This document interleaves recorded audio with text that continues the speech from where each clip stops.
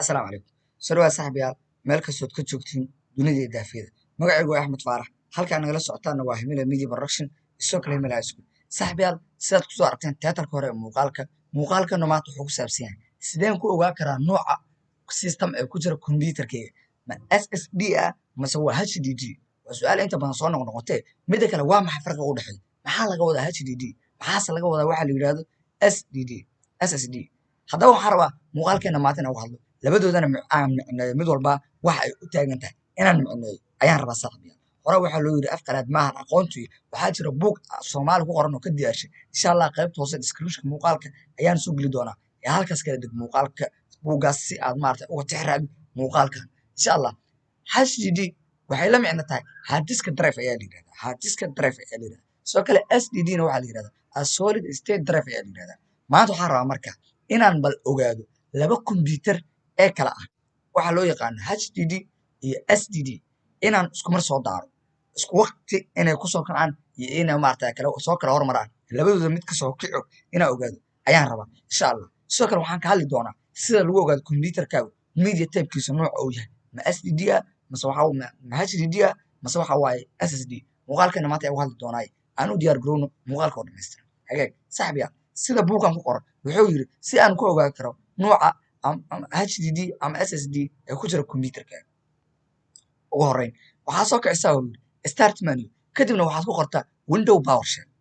PowerShell ayaad ku qoraysaa. Okay kadibna waxaad soo furi doona shaashad u eg CMD ama shaashadii madow oo leeyahay computer shaashad u eg ayaa soo furmi doona waa shaashada noocaan shaashada markay soo furanto maxaa dhici doona hoos ayaan usii soconaynaa si aan ogaano waxa dhici karo.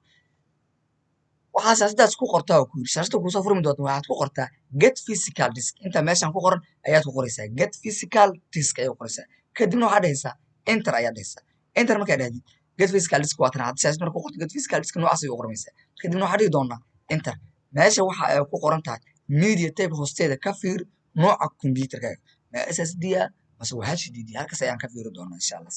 sida aad halkan ugu jeediinba get physical disk ayaa la qoray qoraalkan ayaa soo baxay qoraalkan dheer ayaa soo baxay media tape-ka hoosteeda waxaa ka fiirdaa nooca uu yahay computerkaaga halkan waxaa ugu jeedaa computerkan hadda waxaa waaye SSD falaarta meesha ay ku tusay computerkan waxaa waaye SSD waaye sidoo kale HDD doyana halkaas ayaa iyaduna kasoo muuqan doontaa waaya haddii aad halkaas ka waayo maxaa dhici kara haddii aad halkaas ka weydo waxaa la yidhahda window PowerShell start menu markaad ka tagno window PowerShell ku qoran haddii aan ka weyno maxaa isku xallin karaa waxaad isku xallin kartaa shortcut-ka la yidhahdo window plus x sida halkan loogu qoran shortcut-ka la yidhahdo window plus x ayaa isticmaali doonaa kadibna waxaan samayn doonaa shortcut markaa isticmaal halkan inoogu qorta window PowerShell admin ayaan soo furi doonaa saaxiibeen kadibna waxaa noo soo furmi doonta shaashadii madoobeed ee CMD u ekeed ayada ayaan enter dhihi doonaa. Hagaag intaan waxaa waaye hadda buuggii marka waan baraatikeynaa si barnaamijkan u arko ayaan baraatikeynaa ugu horreyn waxaad tegi doonaa computerka start menugiisa kadibna halkaas ayaa waxaan qori doonaa waxa la yidhahdo window PowerShell ayaa halkaas ku qori doonaa shaashada waa soo furi doonaa oo noocaan ayay ugu soo furmaysaa shaashada markay sidaan ay ugu soo furanto zoom soo dhaho waxaa halkan qori doonaa get minus ama hash physical disk ayaa qori doonaa waaya kadibna waxaan samayn doonaa hadda shaqadii ayaa halkan ka bilaaban doonta waxaa leeyahay get minus physical disk waa kaa kadibna waxaa dhihi doonaa enter ayaa dhihi doonaa oo hawshan itus ayaa dhihi doonaa waaya saaxiibayaal sidaa halkan ugu jeediin sida aad ugu jeediin hadii aan zoom soo iraado wax yardaa sidaan zoom soo iraado sida halkan ugu jeediinba media type computerkii horta media type waa tana hoosteeda waxaa ka fiirdaa la yidhi SSD ama HDD nooca uu yahay computerkaaga waa kana computerkaan waxaa waaye hadda SSD waaye sidaas ayaan ku ogaa karaa. Okay halkan waa tegay waxaa ku qoray window PowerShell tusaalaan waan ka waayay haddii aad ka weydo maxaa isku xallin kartaa waxaa isku xallin kartaa inaad isla qabatid shortcut-ka la yidhahdo window plus x inaad isla qabatid ayaa isku xallin karaysaa. Okay bal hadda waxaa leeyahay screen-ka waxaa iga soo muujidaa waxa la yidhahda keyboard-ka isoo muujiyaa keyboard halkan iga soo muuji si ay dadku arkaan waxa aan samaynayo waaya waxaan samayn doonaa inaan isla qabto window plus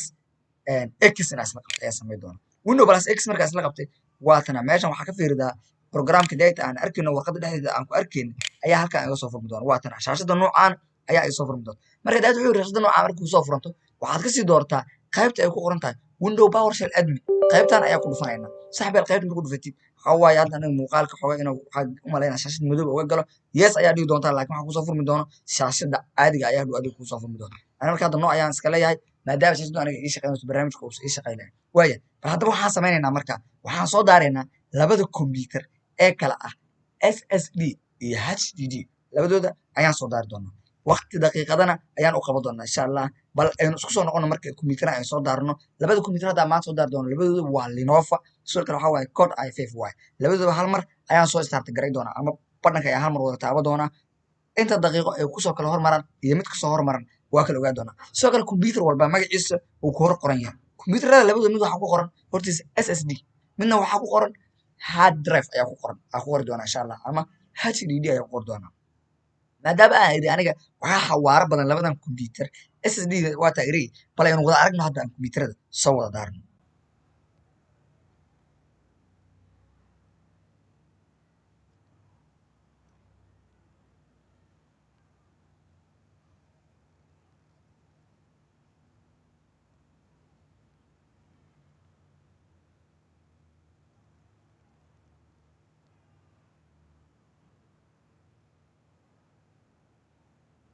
waxaa ujeedaa computerka la yiraahdo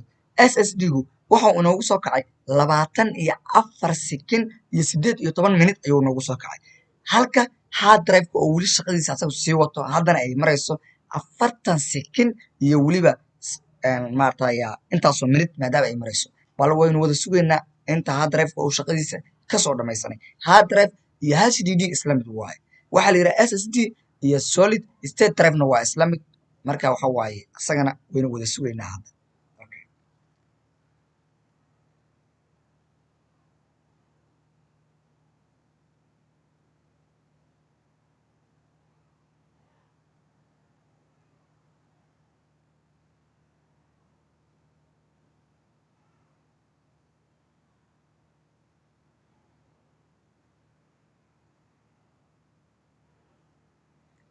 okay computerkeena la yiraahdo hard drive-ka ama HDD-ga waxaa ujeedaa wuxuu inoogu soo kacay 1 daqiiqo 19 minute iyo weliba 20 ilbiriqsi ayuu inoogu soo daarmay sidoo kale computerkan la yiraahdo SSD-ga wuxuu inoogu soo kacay isaguna uu inoogu soo daarmay 24 sekin iyo 18 minute ayuu inoogu soo daarmay saaxiib halkaas waxaa ku kala garan kartaa computerka la yiraahdo SSD-ga in uu ka fudud yahay computerka la yiraahdo HDD-ga haddaba dadkii soo weydiiyey su-aashaas maanta jawaabta dhammaystiran way heleen sidaa filayo sida computer oo kale xawaaro badan yihiin way arkeen haddii ay tahay markuu horeysa muuqaalka soo gaaray muuqaalka like saar sina share garay si asxaab badan uga faa'iidaystaan sidoo kale qaybta hoose ee description-ka ayaan waxaa soo geli doonaa buuggan afqalaadku ma ahan aqoontu afqalaad maaha ee halkaas kala deg buugga waan ku mahadsan tahay daawashada